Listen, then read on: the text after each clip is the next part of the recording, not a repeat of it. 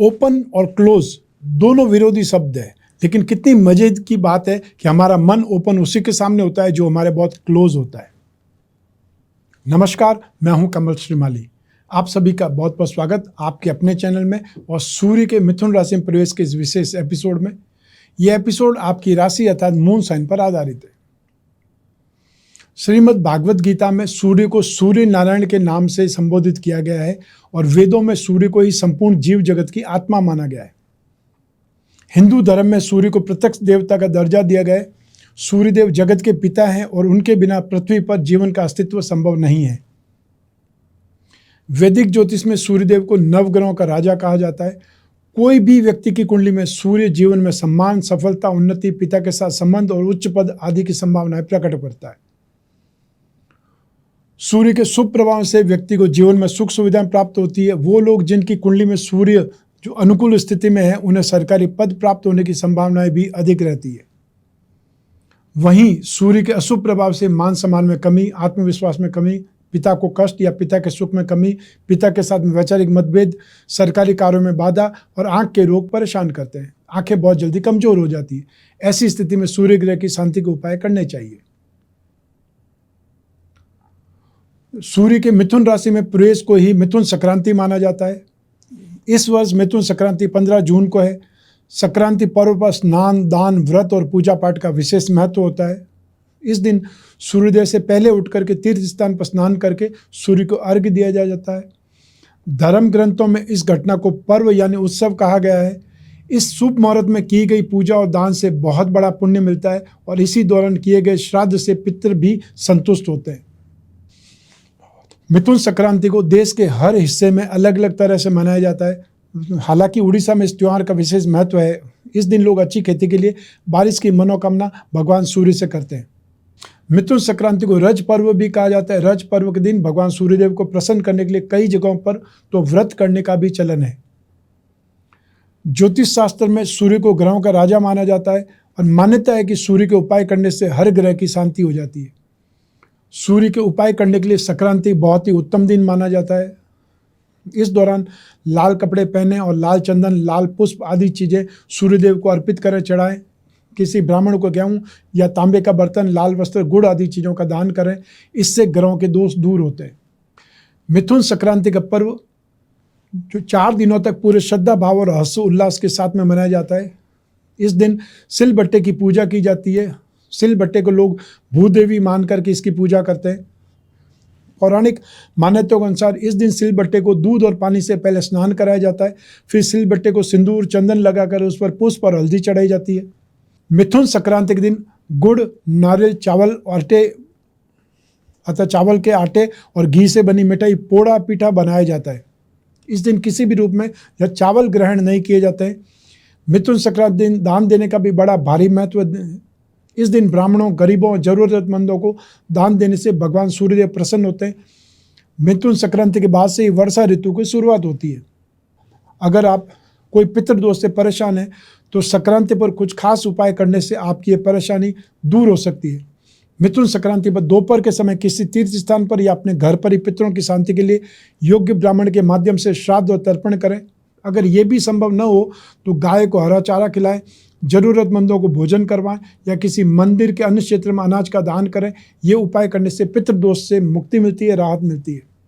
घर परिवार में सुख शांति के लिए मिथुन संक्रांति पर पौधारोपण करें। पीपल और तुलसी पर जल चढ़ाएं, भगवान को मिठाई का भोग लगाएं और बाद में इसे पूरे परिवार के लोगों के साथ में बांट करके खाएं। मछलियों के लिए कोई तालाब या नदी में आटे की गोलियां बना करके डालें। पक्षियों के लिए दाने का प्रबंध करें। वो छोटे गरीब बच्चों को मिठाई खिलाएं। ये छोटे छोटे उपाय आपकी लाइफ में ढेर सारी खुशियां ला सकते हैं।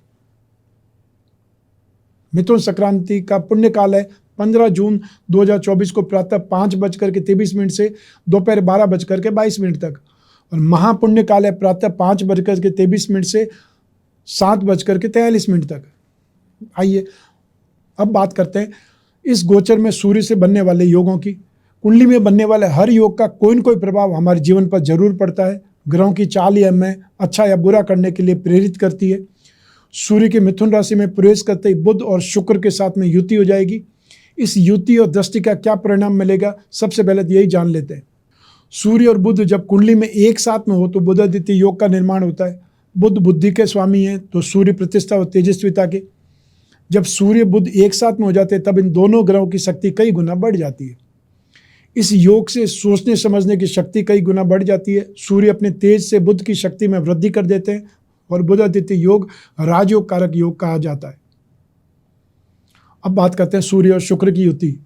वैसे तो ज्योतिष में सूर्य और शुक्र दोनों को शुभ ग्रह माना जाता है, लेकिन सूर्य और शुक्र की युति का फल अशुभ माना गया है। सूर्य को आत्मा के साथ ही मान सम्मान और सत्ता और अधिकार का कारक ग्रह माना जाता है, जबकि शुक्र को भौतिक सुख, संपत्ति और सुंदरता का कारक ग्रह माना जाता है। सूर्य और शुक्र दोनों ही वैभव के कारक माने जाते हैं, लेकिन सूर्य के समीप आकर के क्योंकि शुक्र अस्त हो जाता है, इसलिए सूर्य और शुक्र की युति यानी संयोजन को बहुत अधिक लाभदायक नहीं कहा जा सकता। अब यही अग्नि तत्व के स्वामी सूर्यदेव 15 जून 2024 की प्रातः 00:27 अर्थात रात को 12 बजने के बाद में 27 मिनट पर सूर्य मिथुन राशि में प्रवेश कर जाएंगे।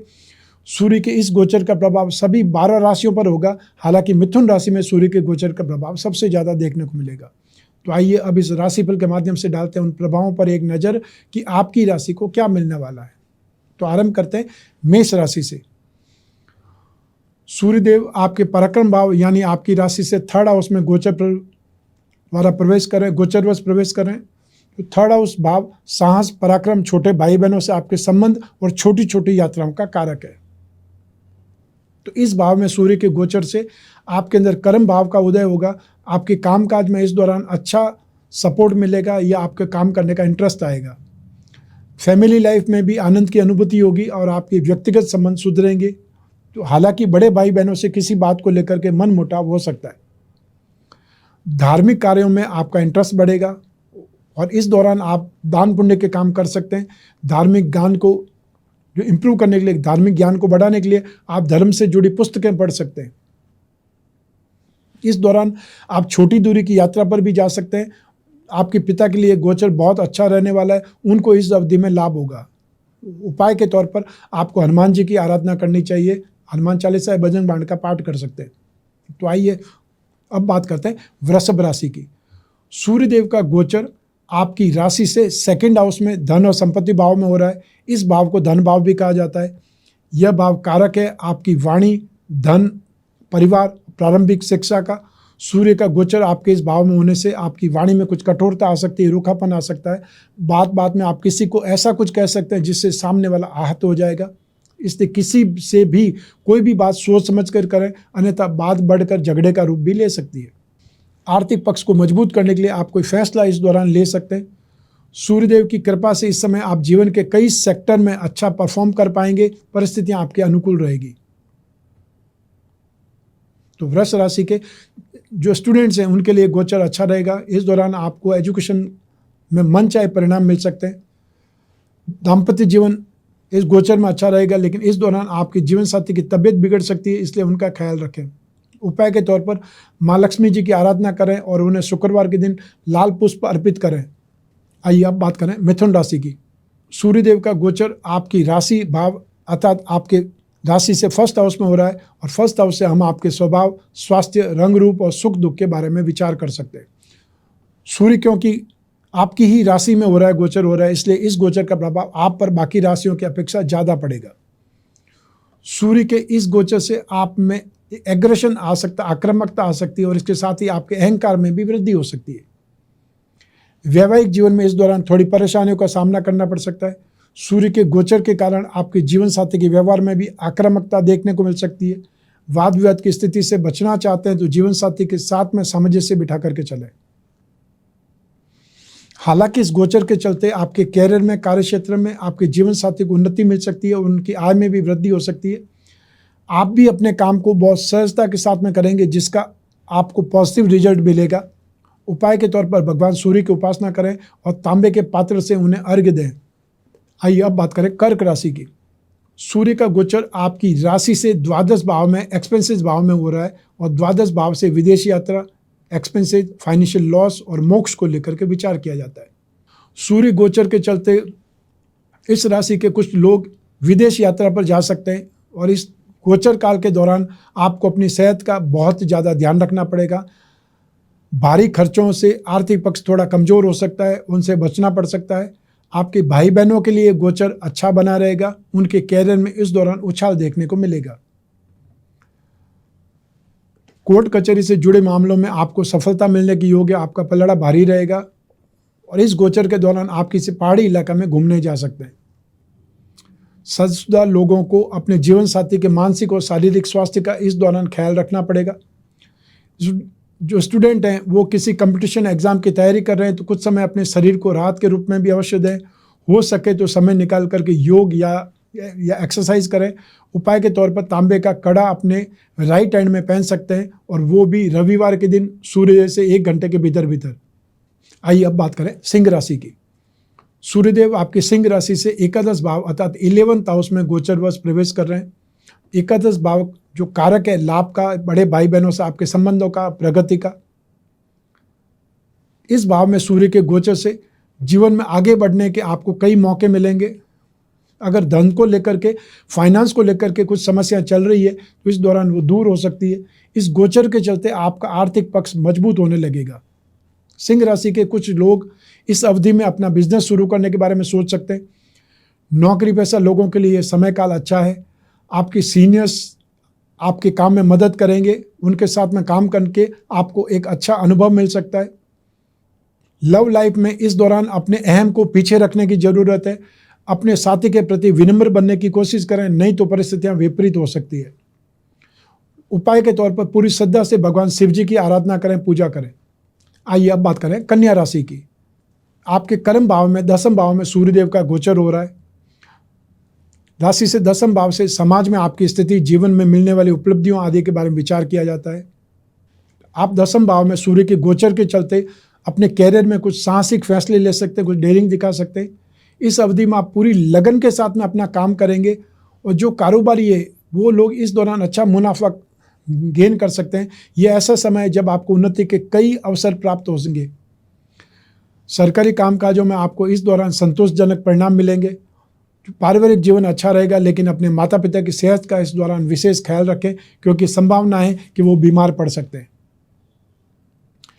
वैवाहिक जीवन के लिए समय सामान्य है।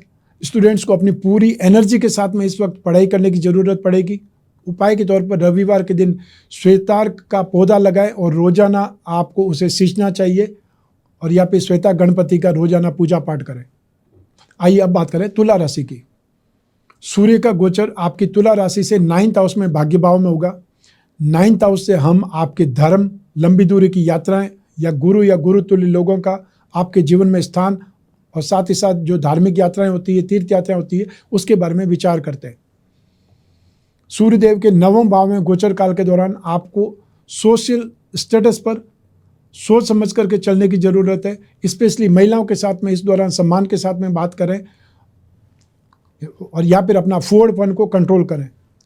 पिता की सेहत में गिरावट आ सकती है और उनके साथ में किसी बात को लेकर के आपके मतभेद भी हो सकते हैं। इस अवधि में अपने पिता से बात करते वक्त मर्यादित व्यवहार करेंगे तो आपके लिए अच्छा बना रहेगा। भाई बहनों के साथ में नोकझोंक होने की भी संभावना है। जो कारोबारी है उनके लिए समय अच्छा है। आपको विदेशों से या विदेशी कंपनियों से मुनाफा हो सकता है। लंबी दूरी की यात्राएं आपको बहुत ज़्यादा एनर्जेटिक बना सकती है और इस राशि के कुछ लोग विदेश यात्रा पर भी जा सकते हैं। आपके कार्य क्षेत्र में, कैरियर में ये अच्छा समय रहेगा। उपाय के तौर पर शुक्रवार के दिन छोटी छोटी बच्चियों को, कन्याओं को आपको कोई मिठाई या टॉफ़ी आदि वितरित करनी चाहिए। आइए अब बात करें वृश्चिक राशि की। सूर्य का गोचर आपकी राशि से 8वें भाव मारक भाव में होगा। जो 8वां भाव है हमारे जीवन में आने वाले उतार चढ़ावों का, फाइनेंशियल गेन या फाइनेंशियल लॉस का कारक है। 8वें भाव में सूर्य के गोचर के चलते आपकी आमदनी में गिरावट आ सकती है और फाइनेंशियल लॉस के योग बन सकते हैं। आपके कैरियर में इस दौरान सीनियर्स और अपने साथ में काम करने वाले कलीग्स के साथ में संबंध बिगड़ सकते हैं। हालांकि इस दौरान किसी क्षेत्र में आपको फाइनेंशियल गेन की भी संभावना है। इस गोचर में लव लाइफ के लिहाज से समय सामान्य है। इस दौरान अचानक कहीं सैर सपाटे के लिए, आउटिंग के लिए आप जा सकते हैं, कोई प्रोग्राम बन सकता है। इस गोचर काल के दौरान आर्थिक तंगी के चलते यदि उधार लेना पड़े तो किसी विश्वास पात्र शख्स से ही लें। जीवन साथी के साथ में कुछ कहासुनी हो सकती है, इसलिए वैवाहिक जीवन में थोड़ा सोच समझ करके चलें। कुल मिलाकर के देखा जाए तो यह गोचर आपके लिए बहुत अच्छा नहीं है, मिक्स है, इसलिए धैर्य बनाए रखना पड़ेगा। उपाय के तौर पर रविवार के दिन सूर्य या विष्णु मंदिर में गेहूं गुड़ का दान करें अर्थात भेंट करें। आइए अब बात करें धनु राशि की। आपके दाम्पत्य सुख भाव यानी 7th हाउस में सूर्यदेव गोचर प्रवेश करेंगे। 7th हाउस से जीवन के हर क्षेत्र में होने वाली साझेदारियों के बारे में पता चलता है। सूर्य के प्रभाव से इस दौरान आपका व्यवहार कई मामलों में आक्रामक हो सकता है। 7वें भाव में सूर्य का गोचर आपके व्यावसायिक जीवन के लिए अच्छा है। आपके कार्य क्षेत्र में इस दौरान आपको इम्प्रूवमेंट मिल सकता है, प्रमोशन मिल सकता है, डेपुटेशन पर आपको कहीं और भेजा जा सकता है या कोई शुभ समाचार मिल सकता है कैरियर के क्षेत्र में। सोशल लाइफ के लिए भी ये समय अच्छा है। आपका व्यवहार लोगों को पसंद आएगा और समाज में आपकी प्रतिष्ठा बढ़ेगी। इस समय काल में आपके जीवन साथी के अंदर अहम भाव देखा जा सकता है, ईगो भाव देखा जा सकता है और किसी बात को लेकर के वो आपसे तकरार कर सकते हैं। प्रेम और वैवाहिक जीवन में आने वाले मतभेदों को दूर करने के लिए अपने साथी के साथ में बैठ करके हल निकालने की कोशिश करें। बेवजह के झगड़ों से समय की बर्बादी के अलावा कुछ हासिल नहीं होगा। उपाय के तौर पर आपको गाय की सेवा करनी चाहिए या गाय को हरा चारा डालना चाहिए। आइए अब बात करें मकर राशि की। सूर्य का गोचर आपकी राशि से रोग भाव में होगा। रोग भाव से बीमारियां, शत्रु, नौकरी और जीवन में आने वाली रुकावटों की जानकारी प्राप्त की जा सकती है। इस समय आप अपने शत्रुओं पर हावी रहेंगे। आपके व्यवहार में इस समय में पराक्रम में वृद्धि देखी जा सकती है। इस समय आपके काम करने की स्पीड भी इम्प्रूव होगी अर्थात आप बहुत तेजी से कामकाज करेंगे। कोर्ट कचहरी से जुड़े मामलों में आपको सकारात्मक परिणाम मिलने की संभावना है। आर्थिक पक्ष थोड़ा कमजोर रह सकता है, इसलिए इस दौरान कुछ अनएक्सपेक्टेड खर्चे हो सकते हैं जिनसे बच करके चल सकते हैं या जिन्हें अगर हो सके तो पोस्टपोन कर सकते हैं। जीवन में ऐसा समय आता है जब आपको लगता है कि परिस्थितियां आपके पक्ष में नहीं है। ऐसे में परिस्थितियों को अपने पक्ष में मोड़ने के लिए बहुत ज़्यादा मेहनत करनी पड़ती है। आपके जीवन साथी को स्वास्थ्य संबंधी परेशानी हो सकती है, उनका ध्यान रखें। अपनी सेहत को भी दुरुस्त करने के लिए भी उपाय करें। उपाय के तौर पर शनिवार के दिन ज़रूरतमंद मरीजों को दवाई दिलवा सकते हैं तो वो प्रयास करें, इससे बहुत राहत मिलेगी। आइए अब बात करें कुंभ राशि की। सूर्य का गोचर आपकी राशि से 5वें भाव में शिक्षा और संतान भाव में होगा और 5वें भाव से संतान, विद्या, ज्ञान आदि की जानकारी प्राप्त कर सकते हैं। और 5वें भाव में सूर्य के गोचर से स्टूडेंट को शिक्षा के सेक्टर में कुछ परेशानियों का सामना करना पड़ सकता है। इस दौरान आपकी जो एकाग्रता है, कंसंट्रेशन भंग हो सकता है। स्टडी में ध्यान लगाने के लिए आप योग का सहारा ले सकते हैं और थोड़ा सा अपने आप को ईजी रखने की एफर्ट भी करें, क्योंकि 5th हाउस से प्रेम प्रसंगों के बारे में विचार किया जाता है। इसलिए लव लाइफ में आपको परेशानियों का सामना करना पड़ सकता है। आपको ऐसा महसूस हो सकता है कि आपका जीवन साथी या आपका पार्टनर आपकी बातों को नहीं समझ रहा है। ऐसी स्थिति में उनके साथ टकराव की स्थिति पैदा हो सकती है। यदि आप कोई सिद्धि या साधना करने का प्रयास कर रहे हैं तो इस दौरान अच्छे रिजल्ट मिलने की संभावना है। यदि आपके बच्चे हैं तो किसी चीज़ को खरीदने के लिए आपसे जिद कर सकते हैं। उपाय के तौर पर प्रातःकाल सूर्य मंत्र का जाप करें। जब सूर्य उदय हो रहा हो उससे पहले आप जाप करने बैठ जाएं। आइए अब बात करें मीन राशि की। पितृकारक ग्रह सूर्य का गोचर आपकी राशि से 4th हाउस में सुख भाव में होगा। सुख भाव से सुख, घर का निर्माण, माता, वाहन का सुख, इन सभी का कारक माना जाता है या इनके बारे में इस भाव से विश्लेषण किया जाता है। अगर आप शादीशुदा हैं तो सूर्य का यह गोचर आपके जीवन साथी के लिए बहुत अच्छा रहने वाला है। उनको अपने कैरियर में इस दौरान प्रगति मिल सकती है। हालांकि आप दोनों के रिश्ते में इस समय कुछ खटास आ सकती है। पारिवारिक जीवन के लिए समय सामान्य रहेगा। इस अवधि में अपनी माता के स्वास्थ्य का ध्यान रखें, उनकी सेहत खराब हो सकती है। जो लोग साझेदारी में कारोबार कर रहे हैं उन्हें इस दौरान अच्छा लाभ प्राप्त हो सकता है और अगर आप अपने कारोबार को आगे बढ़ाना चाहते हैं तो इस समय ज़्यादा कोशिश करें या कोशिश जरूर करें। स्टूडेंट को जो स्टडी करने के लिए एकांत की तलाश करनी चाहिए। फ्रेंड्स के सहयोग से आप कई समस्याओं का हल निकाल सकते हैं। उपाय के तौर पर रविवार के दिन गुड़ या गेहूं का दान करें या मंदिर में भेंट करें। आइए अब बात करें सूर्य दोष निवारण के उपाय के बारे में। हर रविवार को प्रातः सूर्य की ओरा में अर्थात सूर्योदय से 1 घंटे के भीतर भीतर गेहूं, गुड़, घी, तांबा, लाल कपड़ा, मसूर की दाल, सोना, गाय, बछड़ा, इनका दान कर सकते हैं, या इसमें से कुछ भी आपकी सामर्थ्य है वो दान कर सकते हैं। यही दान यदि सूर्य के नक्षत्रों में जैसे कृतिका, उत्तरा फाल्गुनी, उत्तरा आषाढ़ा में करें तो और ज़्यादा श्रेष्ठ फल मिलते हैं।